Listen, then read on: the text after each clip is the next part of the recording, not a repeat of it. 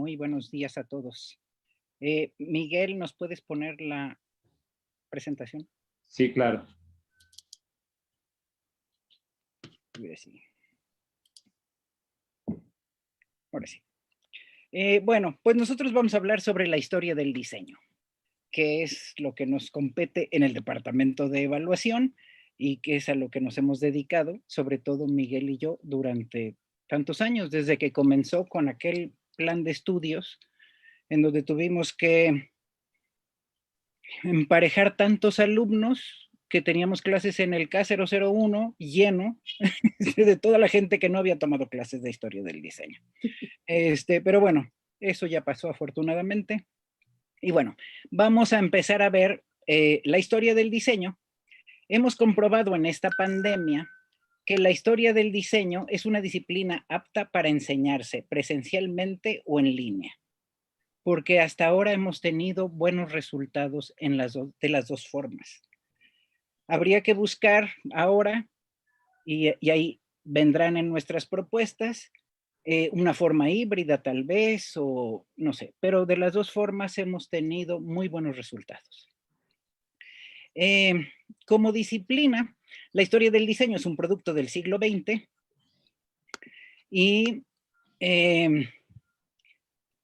la principal crítica en torno a la historia fraguada por el movimiento moderno insistía en la idea de salir de la sombra de la historia del arte, que tanto aportó al diseño, como los expresionistas, los futuristas, los constructivistas, que le dieron al diseño gráfico muchas de sus bases. ¿Podemos cambiar, Miguel? Y aquí vamos a tener tres imágenes a mí me parecen muy impactantes, por eso decidimos ponerlas. Aquí tenemos a Edvard Munch, vamos a tener dos autorretratos de Edvard Munch con la influencia española de la cual murió, que es este y el que sigue.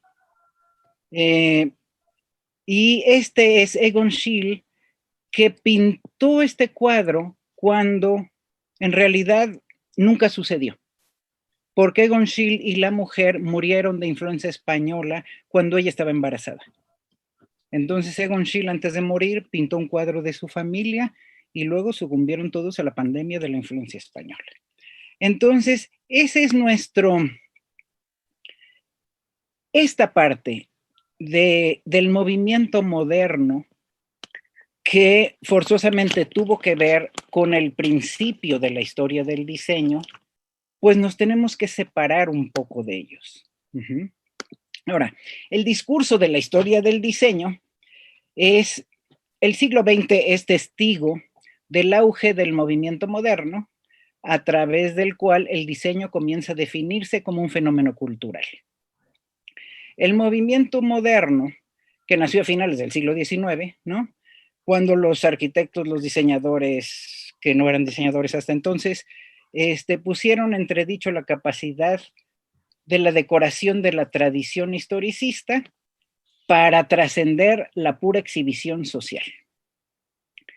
Bajo la influencia de la transparente fórmula forma-función que manejaban los ingenieros, comienza una drástica revisión de los principios estéticos y filosóficos que habían sustentado durante largo tiempo la creación y la función de las artes decorativas.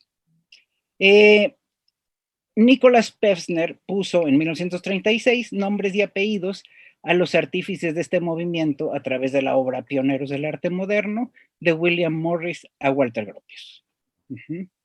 Ahora, en cuanto a la historia del diseño gráfico, le podemos cambiar, Miguel, ha sido regularmente incluida dentro de la historia general del diseño, pero me parece que los diseñadores gráficos no nos hemos sentido representados en estos relatos. En primer lugar, por el indiscutible protagonismo de la arquitectura y el diseño industrial dentro de esta historia, y en segundo lugar, por un déficit de la atención prestada al ámbito gráfico, donde se concreta una falta de definiciones y una indiferencia hacia factores decisivos de la profesión, como es el aspecto comunicativo. Esto en cuanto a la historia del diseño, pero en cuanto a la historiografía del diseño, podemos cambiar, Miguel. Ha sido mayormente dominada por la producción anglosajona. Con la entrada del nuevo milenio, el panorama comenzó a cambiar y la historia parece estar llamada a ser un fenómeno internacional.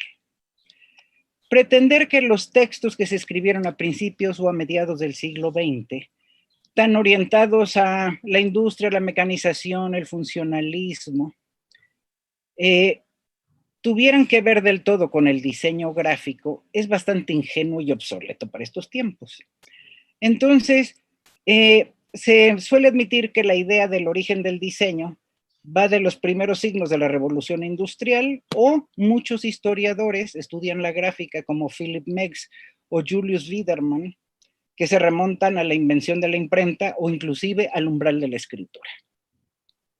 Y aquí tenemos una pregunta, híjoles, que va a doler, porque nos vamos a pisar un callo. Hace 30 años, la UAM publicó el primer libro de historia de la tipografía en español, que en su momento fue un referente en Hispanoamérica. ¿Qué nos pasó? Entonces, claro, alguien ahorita va a decir, Luisa, no has hecho otro libro, pero, pero no nada más yo trabajo en la UAM. ¿Qué nos pasó? Y bueno, y ese libro tengo el gran orgullo de decir que se utiliza de libro de texto en Sudamérica y en España. ¿Qué nos pasó? ¿Qué le pasó a la UAM? No encuentro una respuesta adecuada a esta pregunta y podríamos hacer muchas conjeturas. Ya no le interesa a las personas, ya nos anda valiendo, ya no queremos hacerlo. ¿Qué nos pasó? Por eso dije que veníamos a pisar callos. Y bueno, la primera propuesta que traemos es la creación de un seminario permanente de profesores que puede ser presencial o en línea o híbrido, con el objeto de revisar y discutir los términos y conceptos de la historia del diseño de la comunicación gráfica. Unificar los contenidos que deben contemplar las UEAs de historia del diseño y así poder contribuir a la historiografía con una historia del diseño investigada y escrita en la UAM, porque de eso somos perfectamente capaces. No sabemos por qué nos sucede, pero creo que este seminario podría ayudarnos a resolver muchas de estas incógnitas. De mi parte, eso es todo. Ahora le va Miguel. Sí, muchas gracias. ¿Se escucha? Sí, muy bien.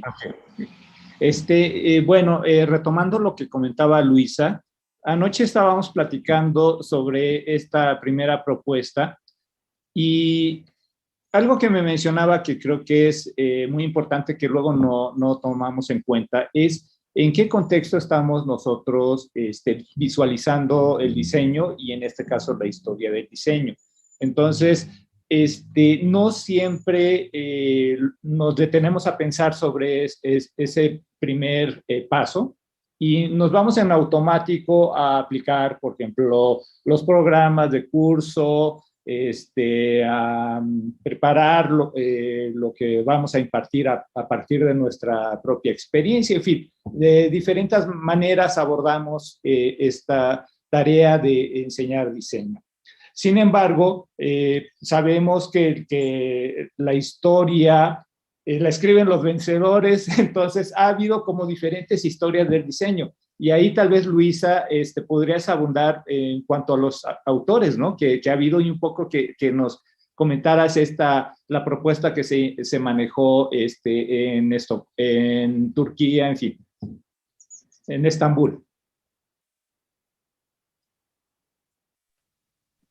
En 1988 comenzó un grupo de historia del diseño internacional en donde se pretendía que los países periféricos escribieran su propia historia del diseño. ¿Por qué? Porque en ese momento había personas como Víctor Margolin, que estaba escribiendo la historia internacional de todos los países del mundo del diseño. Y decías, pero si a mí ni siquiera nos has venido a visitar aquí, a nosotros, ¿no? Pero bueno, el caso es que era una muy buena idea este asunto de los países periféricos escribiendo su propia historia, y cada vez que se juntaba el grupo, que era cada 2 años, era de un lado del mar. Comenzó en Barcelona, siguió en Cuba, siguió en Estambul, la siguiente fue en México. Y el problema fue que para la de Estambul ya habían invitado a todos los ingleses y a todos los norteamericanos, que llegaron a decir, se callan todos porque les vamos a escribir su historia del diseño. Entonces, el sentido del grupo que también había trabajado se fue a la basura. Y a final de cuentas el grupo se diluyó y se perdió. Algunas de las cosas que quedaron fueron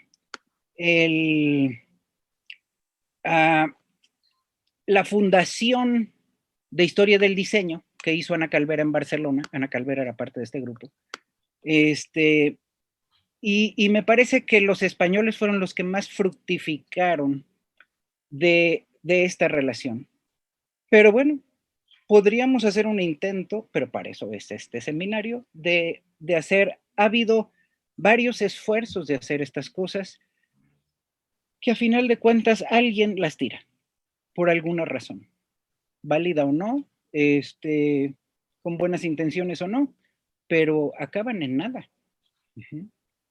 Acaban en que lleguen los ingleses y lleguen los norteamericanos a decir, cállate la boca que te voy a escribir tu historia del diseño. Como sucedió y como ha sucedido tantas veces.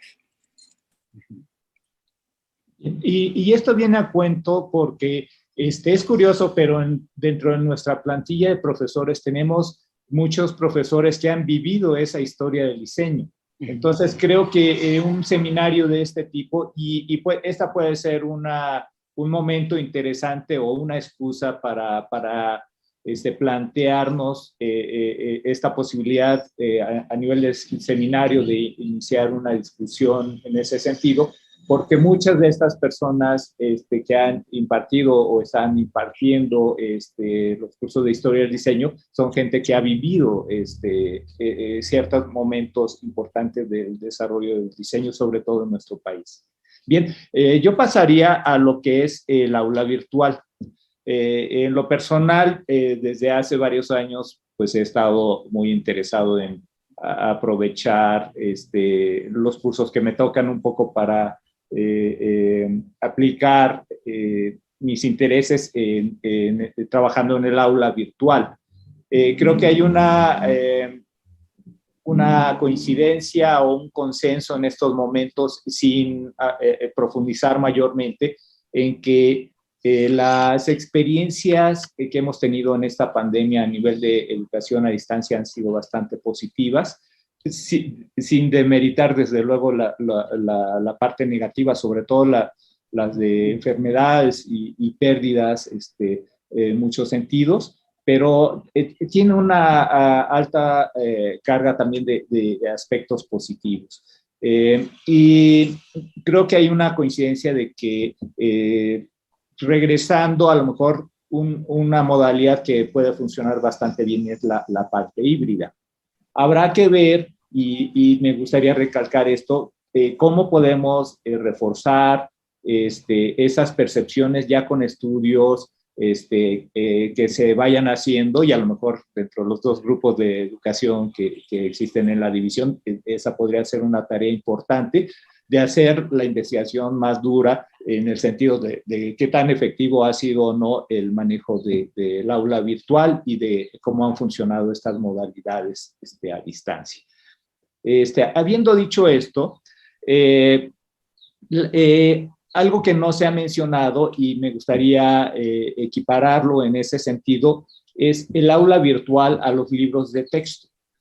En años anteriores, el libro de texto era un recurso bastante útil y muy socorrido para nuestra labor como docentes, sobre todo en niveles de secundaria y preparatoria, pero también a nivel de universidades, de utilizar ese libro como una guía en el caso de los profesores jóvenes o a lo mejor que no tuvieran tanto conocimiento sobre ciertos temas, era un recurso muy útil para la docencia, ¿sí? Y en ese sentido creo que el aula virtual se ha convertido en un recurso también para subir información, pero también para ayudarnos a conducir el curso y desde luego con las características que tiene hoy en día la tecnología digital, abre todo un mundo de posibilidades en ese sentido.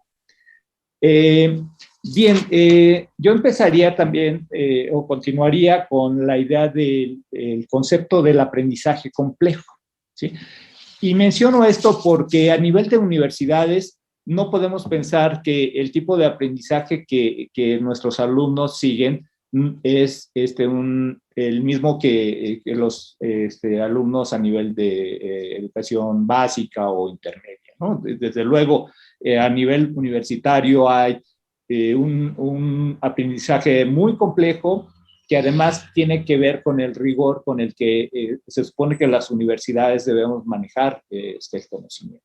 Sí, entonces, rápidamente les menciono una definición de Castañeda, Figueras, Peñalosa Castro y Austria Corrales, en el sentido de que el aprendizaje complejo es representativo de la educación universitaria, jóvenes adultos aprendiendo de por vida, y su dominio se caracteriza por su extensa diversidad de conocimientos, habilidades teóricas, metodológicas, técnicas, contextuales, éticas e integrativas.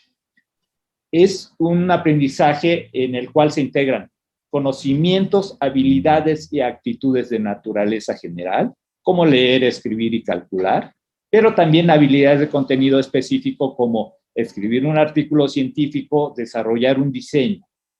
Y por último, se considera la transferencia de lo aprendido en el aula al ambiente cotidiano del trabajo o de la vida misma, que son las competencias. Bien. Entonces, en este marco, existen dos plataformas. En la mayoría de nosotros hemos estado trabajando en dos plataformas para la educación a distancia, utilizando ya sea Canvas o Google Classroom. Y ambas tienen sus ventajas y desventajas.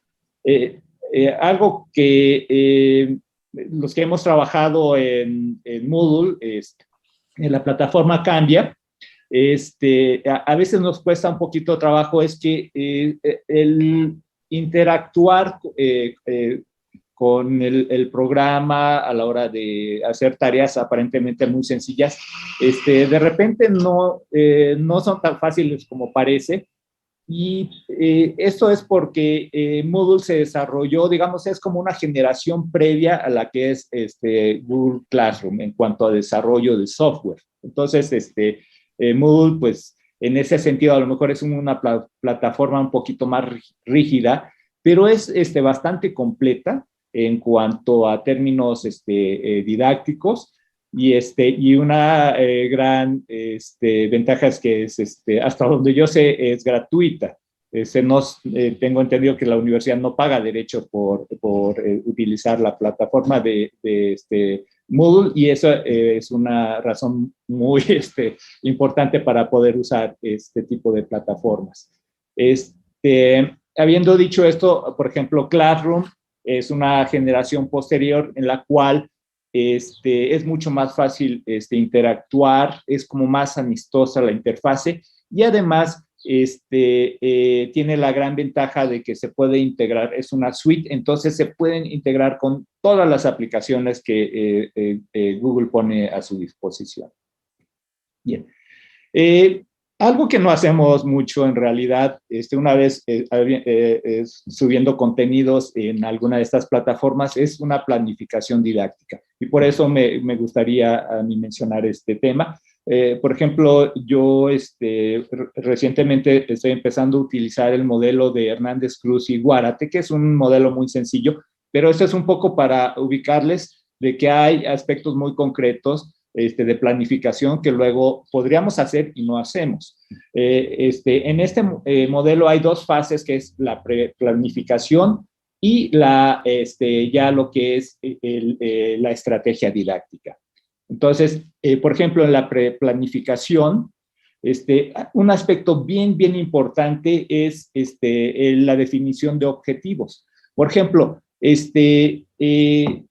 los objetivos de un curso lo podemos plantear como objetivos en sí, que son objetivos pedagógicos, que requieren una forma de redactarse, que están vinculados con la taxonomía de Bloom, etcétera. Existe una parte muy técnica, digamos, en lo que es definir un objetivo, por ejemplo, redactarlo en verbo y tiene que ser en futuro, y este objetivo además nos permite que esto se vuelva una referencia a la hora de evaluar.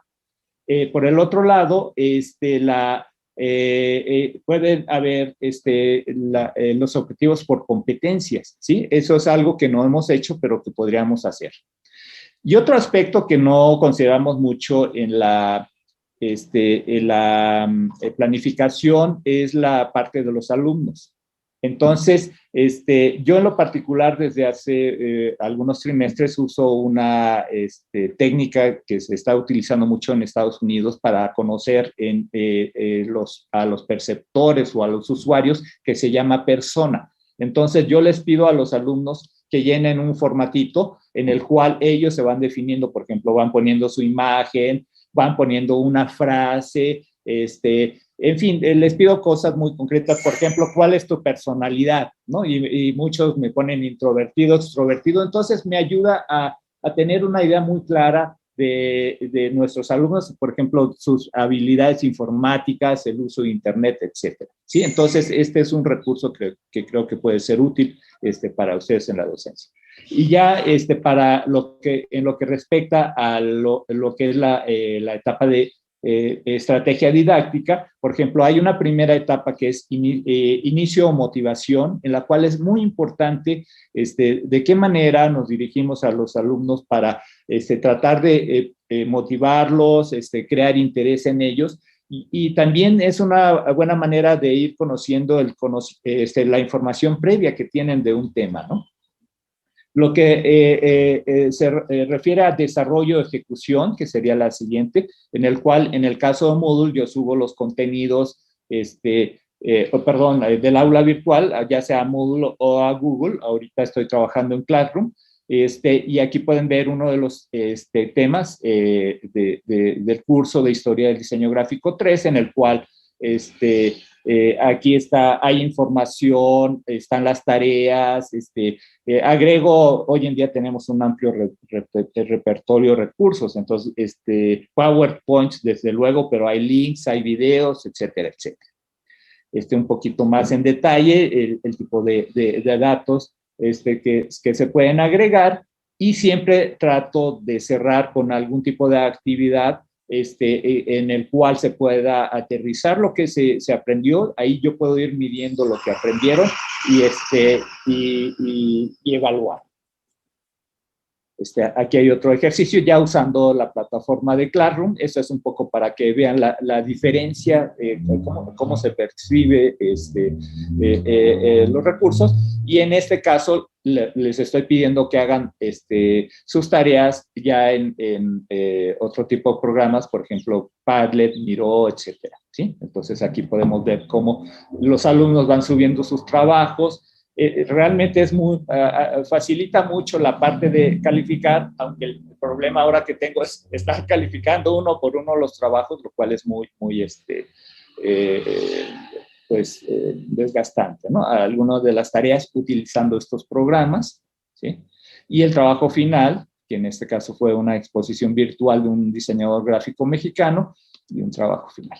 Bien. Entonces, para concretar, la segunda propuesta sería la creación de un aula virtual colaborativa o colaborativo, para que cada profesor interesado pueda contribuir aportando algo de su interés y manejar en ese sentido contenidos y estrategias didácticas comunes. Desde luego no se trata de que los profesores den toda la información que ellos tienen, porque ya tienen aulas muy específicas, pero sí que todos colaboremos, y entonces a lo mejor podemos hacer un aula general del tema que pueda luego, pues desde luego, modificarse ya dependiendo de los intereses, pero lo que va a permitir es facilitar la impartición de los cursos de los profesores y sobre todo de aquellos que no han tenido esa asignación previa.